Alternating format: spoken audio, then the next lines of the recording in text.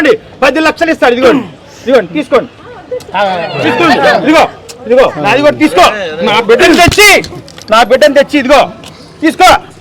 నా బిడ్డని ఎంత కావాలి మీరిద్దరు రెక్కి ప్రిన్సిపల్ గాడు మర్డర్ చేసేసి తప్పించుకుండేమో నా డౌట్. పిల్లగాని మీకే మూసిందా ఏం నాకు అదే డౌట్. గోడల చుట్టూ పెడతాడు వాడన్న సీసీటీవీ కెమెరాలు.